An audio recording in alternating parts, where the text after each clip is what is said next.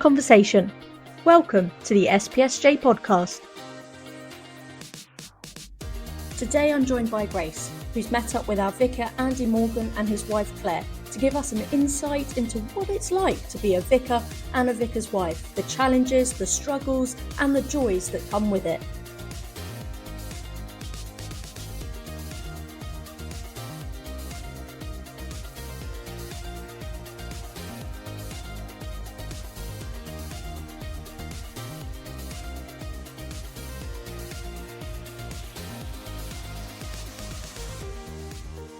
Today I am joined by Andy and Claire Morgan, the vicar and vicar's wife of SPSJ, the power couple, maybe we could call you. Welcome, thank you for being here today. Thank you for having me. It's very strange being on this side of the interview table. Yeah. Yes. I like it. I'll be very gentle with you, so don't worry. So this year you're celebrating 10 years of ordained ministry, Andy. Which is a fantastic milestone and a really good excuse for us to reflect a bit on that time and maybe what's coming up in the future. But just for anyone who doesn't know, can you explain to us, what does ordained ministry mean?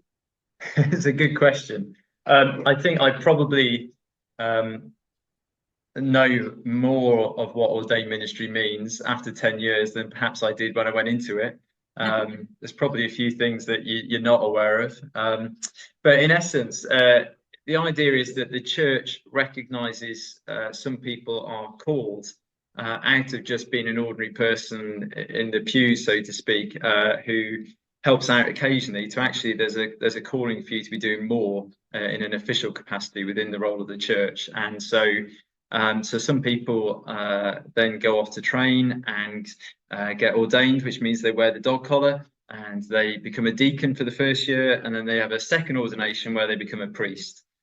So that's what ordained ministry is. I think I realise now it's also you're kind of fully committing to working for the Church of England. It's probably one thing I didn't appreciate as much at the start of this. So that's what ordained ministry is in the Church of England.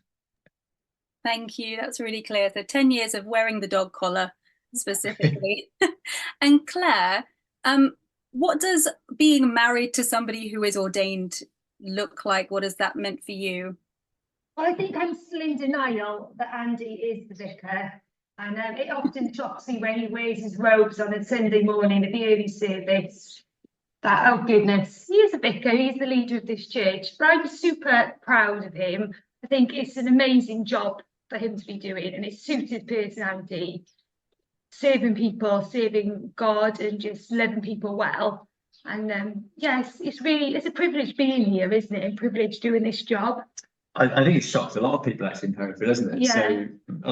So I think for a long time my predecessors were all people who are coming towards the end of their ordained ministry, so in their 60s, so classic older gentleman, white hair.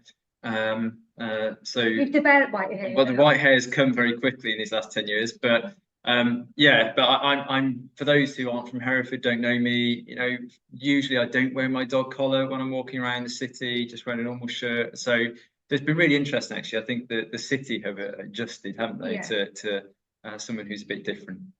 Definitely. Wonderful. And what did life look like before you followed this calling to ordained ministry? Andy had a so-called proper job. We both had proper jobs. Yeah, with a mortgage. And busy lives. Yeah, we used to help out a lot at church, didn't we? Doing various things. We planted a church before I was ordained. Yeah. It just looked like most young couples, I guess. Yeah, absolutely no different at all, was it? You worked in a school. I worked in various office jobs, in projects. Typical 9 till 5, we come home and then help out with lots of clubs and stuff in evenings and weekends. Yeah, definitely. But we've always served in some sort of way in church. It's always been such a big part of our lives ever since we met. I met Andy on a gap year in Warsaw, not in the Midlands, not abroad like everybody thought. But and it's just been sort of the next thing in our relationship, isn't it? Well, since we've been together, really. Yeah, so we found when we first met, we found out we were going to be doing youth work together, didn't we? Both working voluntarily with 11 to 14-year-olds on a Sunday morning. So we used to run that group together, which is how we got to know each other, isn't it? I had to deal with God. Lord, if I get married, it's got to be with a Welsh person because I want Welsh children, and Andy was the first one I met on my gap year. So yeah, got to be faithful from the beginning, I think. Wonderful. So from the outside, then you probably looked like you had everything sorted, and you had your jobs and you had your mortgage and everything ticking along nicely. Was that call to become ordained, was that quite sudden? Did it take you by surprise, maybe? I think there's quite a few people waiting years, weren't they, for me to come forward. I mean, so no one in my family's any prior experience of church leadership anywhere, really. Most of my extended family, no one goes to church at all, really. So it's not in the DNA like it is with some people. And your mum and dad, although they're heavily involved in church, certainly not church leaders either, are they? So yeah, so we were kind of happy just getting on with what we were doing at the time. Then I had an opportunity to work for the church that we were planting. So I took that opportunity. I was working for Lichfield Diocese at the time doing that, but not with the dog collar. And we were kind of happy, really, I think. And, things were going really well. But I went on I got to go on things like clergy conferences, which when you're not ordained, being surrounded by those people who are ordained is an interesting experience for a few days. So lots of people kept saying, well, have you thought about being ordained? And I used to get quite grumpy in my response. I used to think, well, I'm too busy getting on with it to even contemplate it. Why do I need a dog collar around my neck to do what God's calling me to? Was my attitude at the time. And I got so fed up with it, I just said to God, made a deal to say, look, Claire's not from an Anglican background, Church of England background. So if you want me to even consider it, you need to tell her. And just left it at that. And then we were walking on a beach one day, weren't we, down in Devon on holiday with our dog at the time. And Claire just turned around and said, so have you thought about it? And I said, thought about what? And she said, ordination. And I was like, oh, no. And then from there, I think it was literally within 5 months or something, I think we were at theological college. It all happened really quick for us. So I know some people can spend years and years going through it, the process, but it all happened very quick, didn't it? Yeah, definitely. And we loved Bible College. It was just amazing to be around a community of like-minded people who were looking forward to serving God full time. And then, we kept in contact with lots of people. And they've just been really good support over the years, haven't they? Yeah, it's a bit of a shock, wasn't it? Because we dropped from 2 salaries, 2 proper jobs, to basically a really small allowance. So we kind of, but I mean, interesting. I think that helps in something like a cost of living crisis, where you have to learn to adjust to different ways of living, and we certainly experienced that in a very harsh way. But then random things would happen. We were really struggling financially, and then we just have a random check or a tax rebates like out of nowhere, or like, oh yeah, you're still here, God. Thanks for that reminder. Yeah, that happened quite a few times, didn't it? Yeah. Little pockets of faith just popped up, and it's a reminder that you're still here, still keep relying on me, because often we just carry on with our day-to-day lives and don't remember or don't turn on God as much as we should have been doing.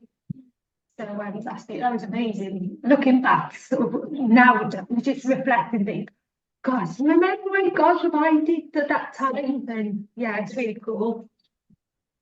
Oh, amazing. Thank you. So you go from your 2 salaries, your I suppose ticking along nice life, and you suddenly drop down and maybe it's financially more difficult. You're really testing probably yourselves as a couple, I imagine. Yeah, definitely. can you share, how has the last 10 years of ordained ministry been for you as a couple, as a family? This is for both of you really. And are there any main lessons that you have learned in that time that you want to share? So I think just to explain, so when I got accepted to train for ordination, and we had to go off to full-time residential theological college to do that. So it meant that we ended up moving house 3 times in the space of 5 years, which was really hard because you kind of make friends, you settle, and then it's time to start looking where else you're going to move to next. So that was really hard. When I did start my curacy, so when I got ordained and then started my curacy, that's when we also then about a month in, I think, wasn't it? 2 months after being ordained is when we had our child. So that was an interesting experience to kind of become a dad as well as an ordained minister within the space of 3 months or something was a real challenge. Quite far from my parents in Wales. I needed my mum more than anything. I'm not sure people, when you're a child, you just I just wanted my mum nearby. And it was really hard living so far away. And then, not knowing anyone at that point particularly. And then Andy's dad sadly passed away as well while we were in curacy. And it was just a really challenging time, wasn't it?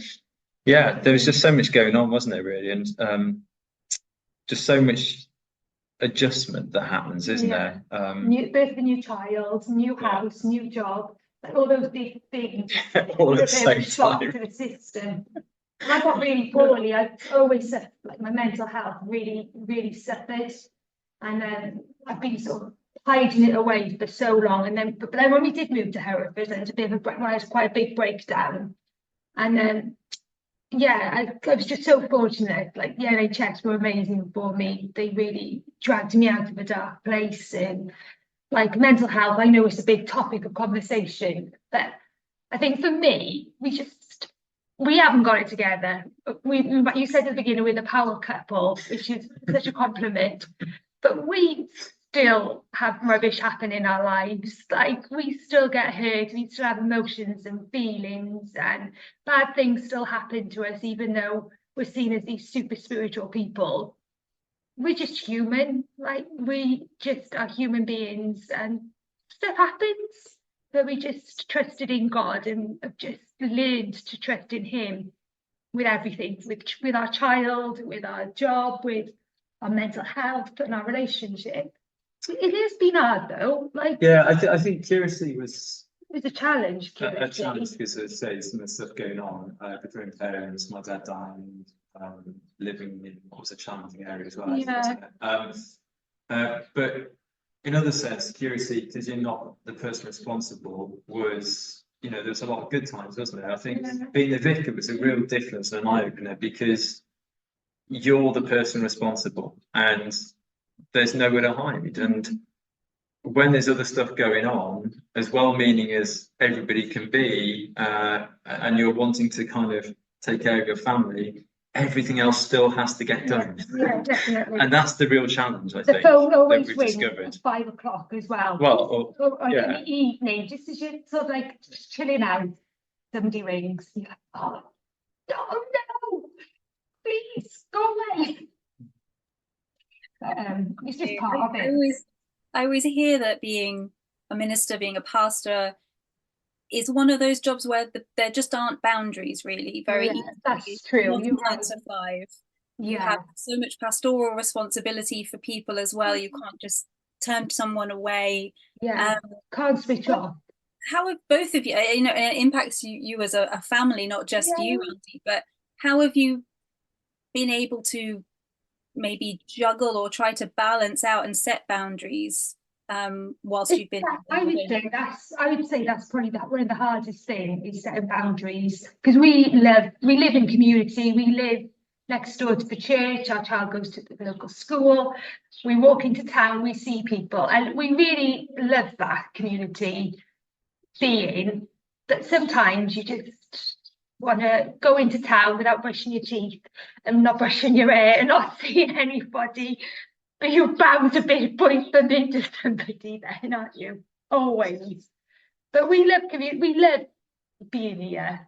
Yeah, no, I think the hard thing is it takes time, doesn't it? So I'm thinking back to the two previous vicars that they had here. Oh, The previous vicar, I think, pretty much dealt with it by shutting the gate of the driveway, and the house was Definitely. theirs. You know, that was their safe place for him and his wife Essentially, and their family. And you know, there's a separation that way. The person before that, I think the parish office was in the vicarage, you know, and it was like anyone could come and go anytime. So we kind of we didn't want to shut everybody out, but we didn't want to go to come in whenever you want, doors open kind of attitude. So yes, I think it's interesting. I think boundaries is one of those things that you're just constantly working on to try and get right, isn't it? Yeah. And it always changes Yeah. often, so our boundaries will need to adjust to what season you're in life. At the moment, like I mentioned, our child's in the local school, so we just let our kids over for play dates and Bible study with some of the mums, and that's really important to us to build that community.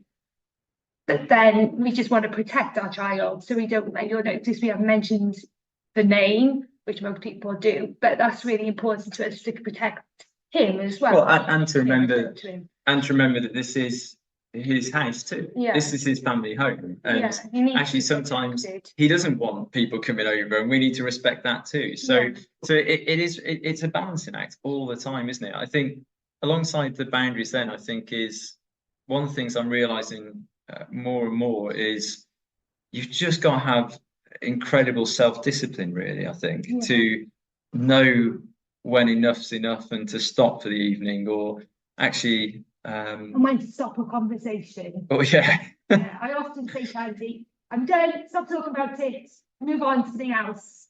And we're quite strict. And when we go on holiday, Sometimes too strict, sometimes be a bit more sympathetic. and when we try, and it's very hard to take Andy's day off, but when we try and make family time quite important and not answer your phone and check media and stuff. Yeah, I mean, I think that's interesting. That's hard in a setting like Hereford, where we're 40 minutes away from anything, because when you have a day off, well, where do we go? What do we do? Because everyone knows us, and you bump into people, and you know. So unless you drive deliberately to go somewhere, or you stay kind of cocooned in your house, actually, it's quite difficult to go out because you will bump into people who might ask you questions, and so that's interesting. Yeah. But we were really fortunate, like we said, when we had good jobs, we bought a house and we were very grown up, which we sold during lockdown, which was just after lockdown. So we just bought a little bolt hole, so which has been such an amazing. Nothing extravagant. Nothing extravagant. No, not a big cottage or anything. In a little place by the sea, close to the beach. So that's like really useful for us. Just to know if we can go away for the night after school and just switch off, which we need to do. I come back going to like all the cheap shops, so and come back with a carload of rubbish which we can't buy in Hereford. I think one of the things to be really reflecting on recently, actually, is, and chatting to a couple of other videos about this, is pre-COVID, you used to get kind of highs and lows within ministry within the year. So there were times, particularly like the summer, for example, where it actually be quite quiet. You could catch your breath again, and you could get those things done that you just hadn't got a chance to catch up with yet. Post-COVID, that just doesn't happen, and there's just always things that come in that need dealing with. So you just feel like you're constantly chasing your tail. And I'm realizing, I mean, I went away on my own, didn't I, actually, to our bolt hole a few weeks back, just to get away for a couple of nights to try to catch my breath again, just on my own. And so we're realizing, actually, we need to adapt to a kind of post-COVID way of having boundaries, self-discipline, just to say, just for my own sake, and then obviously my family's sake as well. That's interesting what you say about post and pre-COVID. What is it that you think has changed after COVID that's meant that ebb and flow, it doesn't work the same way anymore? I think expectations of people have changed, because we live in a world now where everything's done online and everything's so easy, accessible, that Andy is literally on call 24/7. Before, people would knock the door and chat, whereas now they will be relentless in phoning or sending emails within. He hasn't replied. If you don't reply in 24 hours, they'll then ring you. you're known as difficult to get hold of. Yeah, and then you'll get round to different people that Andy's very difficult to get around with, which is quite frustrating. Yeah, I think it's I guess there's two things really. One is with everything stopping in COVID, and lots of people deciding to move away, or they don't want to carry on doing what they did pre-COVID. But then the expectation once lockdowns ended was everything would open back up again and be like it was before. Yeah. So there's not been an honest conversation about what things actually can look like now. So the expectation is it will look like it did before, but you've got half the number of people helping than you did before. And I think that puts that huge amount of extra pressure then on you. People moved away, and yeah, that's what I mean. So that lack of, and I know this is kind of across the board in organisations and charities have experienced this same problem. And then I think for the church then as well, just so many people who are ill, who are being diagnosed with things, who are struggling mentally, financially, that need has just massively skyrocketed. So you kind of got the triple whammy almost. So you got less people trying to get everything back to how it was before in terms of opening up again, but then also a whole host of extra work that needs doing too, that wasn't there before. So yeah. That's a big answer. Well, it was, but I think it is. It's not an easy one. And I think, over the coming years, I suspect there will be numerous studies done to try and understand what is going on at the moment. Yeah. Well, I hope so. Yeah, absolutely. That's a really good answer. Thank you. I sprung that question on you, so thank you for that. This is another question I'm springing on you, and you don't need to answer necessarily, but as the person sort of at the top of the church, what support do you have? Do you have other vicars that you meet up with? Do you have any kind of mentor, or what sort of support is there for people who are ordained? So there are official structures that are kind of in place. So you have the archdeacon, you have a bishop, there are various diocesan staff who can help you on specific things. There is something called a chapter where the local clergy meet up occasionally, which is meant to be more of a supportive thing. I think the interesting thing is, though, based on what we were just saying, because everyone else is also extremely busy and chasing their tails, you're not anywhere near the top of their priority list.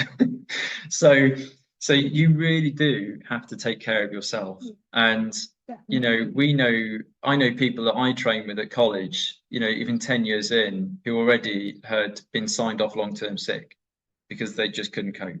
Or moved on to new jobs. Or the people we know who have left the ministry already, and I think you've got a very supportive wife as well, who listens to us. But that's hard because that's not always the appropriate place, because then you're taken into your house all the time. So we say no more. So I think it's still something we're figuring out. I think we've had some new people joining the diocese over the last few years and kind of getting to know them. And I think having moved to a new area, it takes time to kind of develop those relationships where they're safe people I can talk to. And I can just go, can we have a coffee? And it takes time to work out actually who are those people and who are, who is it not? And I said, whilst there are official people who are there, actually sometimes it's not those official people, the ones that you need to be going and having a coffee with. So I think I'm getting there. Those people are becoming more obvious now. It's taking time. It takes time. Yeah. So I personally, for me, that I've been very careful with building relationships with people because of the hidden agenda, whereas sometimes they might be busying up with me and they want to know the church gossip, or they want to know, or another way to get to Andy, or I found that really hard. So when we moved, I was like, Lord, you need to surround me with people, and women especially, who I can trust and who can just walk alongside me, even not in the role of vicar's wife, just in the role of me and being a mum and a friend. And once again, God, it's just blown my mind with that. And he's just been so kind that I've got a really core group of friends who just accept me for who I am, flaws and everything, and who I can share things through. And the main rule is I'm the only one who can slate Andy and be horrible about the vicar. And that's the only rule. I won't worry, you can publish anything you want on the local media. It's fair game, isn't it? But yeah, I think it's interesting. One of the things I've found fascinating, I guess, is because obviously we're all just such lovely, nice Christians, there's lots of assumptions about, well, of course you're all going to be really good friends when you arrive somewhere and everyone's going to get on and, you know, well, you're the same age, you're the same. And I think there's so many assumptions around that. There's a lot of what feels sometimes then forced kind of relationship, you know, rather than natural relationship. And again, it's, well, you can't force relationship. We're all human, and sometimes things click, sometimes things are a bit harder, aren't they? You have to work through. But sometimes relationships just dissolve naturally, and I think that's okay. Like, people's interests change and stages in life and seasons in life changes. Yeah, but I mean, to get back to the original question, I think I'd be shocked if there's not changes in the church of England over the next 10 years of ministry where they are looking at this issue. You know, a lot of legislation has changed over this last 20 years, and I think a lot of extra pressures come on, and yeah, so hopefully there will be thinking going on around how do we support the vicar at the top. Definitely. I hope so. We have a question that one of our church members put to us, which is the best and worst thing about being a vicar or a vicar's wife. Now, you've I think highlighted to us loads of the challenges as well that there are, and I think that's really interesting for people who aren't ordained to get an insight into the sort of balancing act that's involved in a role like this. Not just for the person who's ordained, but for the whole family. So that's really good. So maybe I'll change the question to, what's the best thing about being a vicar and about being a vicar's wife? So I think for me, it's just quite surprising, I think, just how much influence you can bring to change things. And so when you've kind of worked years on something, and then you're kind of just suddenly find yourself watching and you just think, wow, this is amazing. You know, examples like our church school that we've both done a lot in and invested a lot in, you know, has got outstanding with Ofsted last year, and it's just wonderful to see the school flourishing. I remember sitting at the back of our last community carol service back at Christmas time, and it was just wonderful afterwards. The buzz, the atmosphere, everyone just enjoying mulled wine and chatting, and you know, and just kind of, I literally just sat on the table at the back. I don't think anyone noticed, and just watched. And you know, it's really emotional to think this is why we do it. You know, this is what we're about. We're about community and building community. And when you see that, it's just really lovely. Yeah. It makes it all worthwhile. Yeah. Definitely. Yeah. Yeah, I'd echo that the community thing is so important for us in everything that we do. Just, I love the being in Hereford, and it's the place I can't see us leaving, and I really believe God's called us here. And we're here for the long term, and until God says move, we're staying put. Because we just feel there's so much potential. And wave after wave, we've just seen God's goodness. And yeah, we just love it here.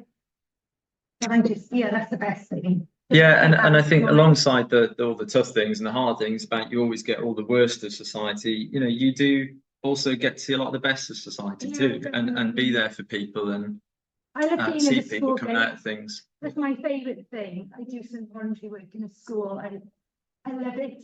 I love it when they call me in the street, and I'm just like, who's that? I'm like, it's one of the kids I work with. And then the mums get chatting with me, and I just love it. Yeah, it's just such a privilege. We had I mean, you know, it could be weddings and stuff as well, but I mean, we did a service of Thanksgiving for someone's life a few weeks back, and Claire, you helped out with verging at it for me, didn't you? And they sent us a lovely card, the daughter did, and the widow sent me a lovely email as well. And and you just kind of think, well, I don't think I really did much, but it helped them, and if we can help, then yeah. Thank you so much. Wonderful.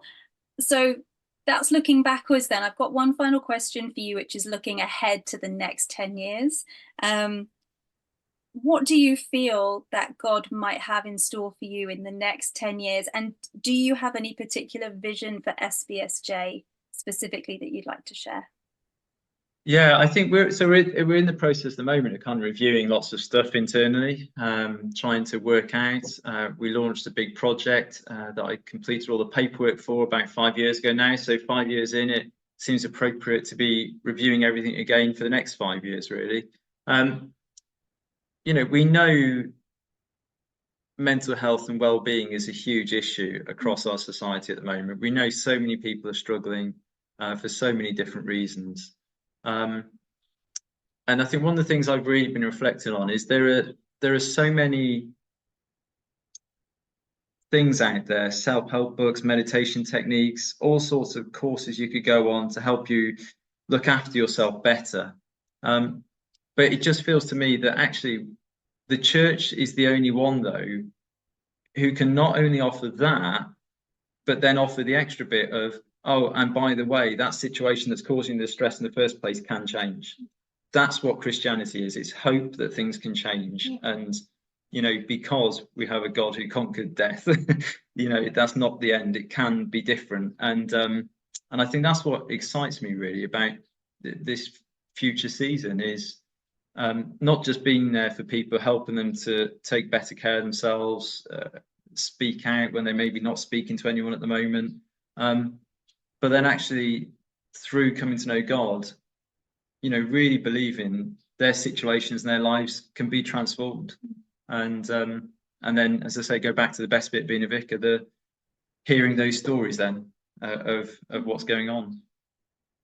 I think for me, my whole thing is loving Jesus and loving Jesus well, and just not just showing Jesus in my everyday, but being Jesus. And yeah, just working with more parents and just being me, really. I'm not going to change for anybody because God has made me who I am. And just love Jesus well, and just hopefully that love will just shine through. And just also put myself out there a bit more, be a bit more brave, which I struggle with. Yeah. Thanks. I was thinking of the phrase then, for better, for worse, isn't it? Marriage vows, yeah. Did we say that? Yeah, we did. Okay. Yeah, we've also been married, how long? 20 years. 20 years. Gosh. 20 years. I know. As well as 10 years of ministry. 10 years of ministry. I know. 20 Looking years. forward to the next however long of ministry. We'll see what happens. But thank you, Grace. You've been a great host. Oh, thank you guys for giving your time and for being so honest with me as well. I think people will really enjoy listening to your reflections, and 10 years of ministry, 20 years of marriage. It's 30 years. It's incredible. I think from listening to you, I think we also maybe need a podcast episode on mental health and well-being as well. Maybe that's something to look into next. But thank you so much for your time, and we wish you every blessing for the next 10 years. Great. Well, thank you all. Thank you. Take care, everyone. Bye. Bye.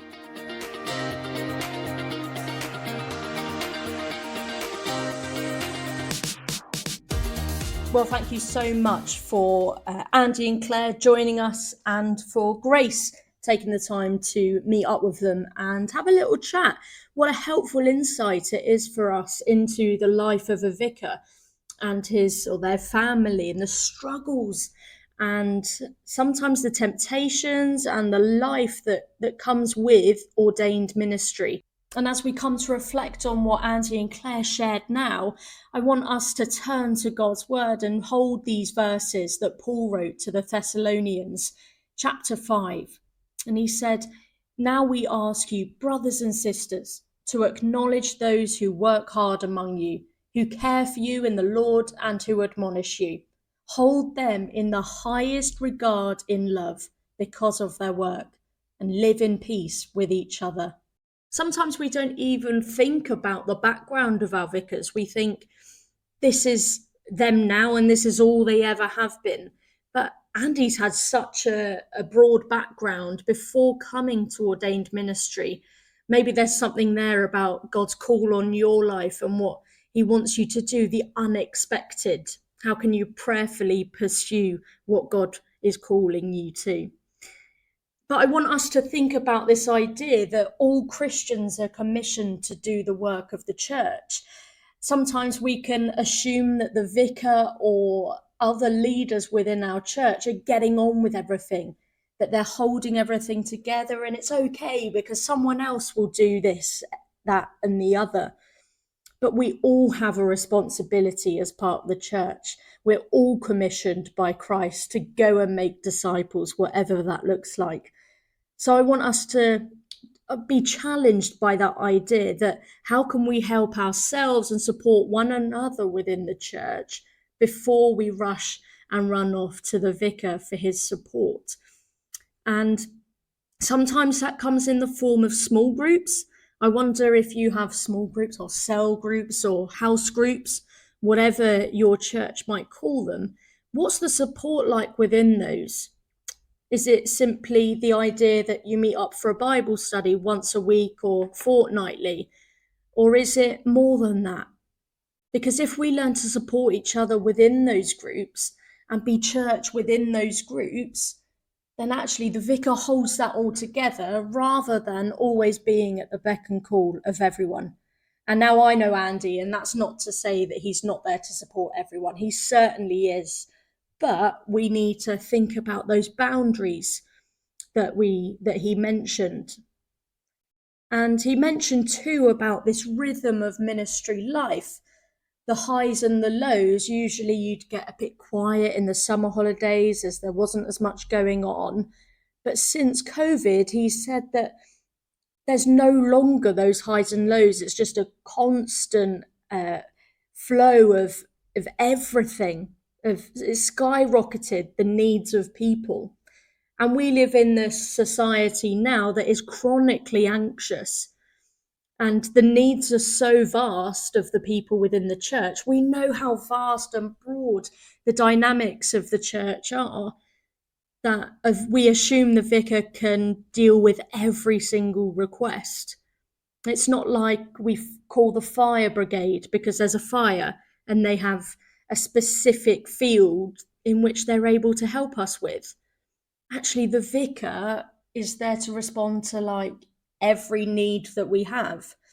So we need to remain thankful. We need to remain humble in that as well. And we need to allow for our church leaders to not have all the answers. At the end of the day, they're human too. They might be this power couple within the church, but actually they're human too. Claire shared about her struggles with mental health. And it can be really lonely as a vicar's wife. It's difficult to be friends with people in the church because they're part of your work as well and set those boundaries. So I'm so glad they've managed to find those people that they can reach out to and get that support from. But we need to be praying for our church leaders, for our vicars, for their wives. We need to be kind to them. We need to let their vision become ours. We need to catch that vision and we need to grasp it and we need to own it as a church. It's not just their vision they're projecting or manipulating onto us as the church. Actually, this is something that we can get on board with. I also want to challenge us in how we can lighten their load. So there's loads of different things within a church, from buildings to pastoral to youth and children's ministry to outreach to worship. How can we help to lighten the load of the vicar who holds this all together? And vicars actually love to hear good news as well as the struggles of the church as well. So share good news with them. That's 5 things I want us to do and want to challenge you in, whatever church background, denomination you're from. Practical things we can do to help out our church leaders in all that they do and their wives as well.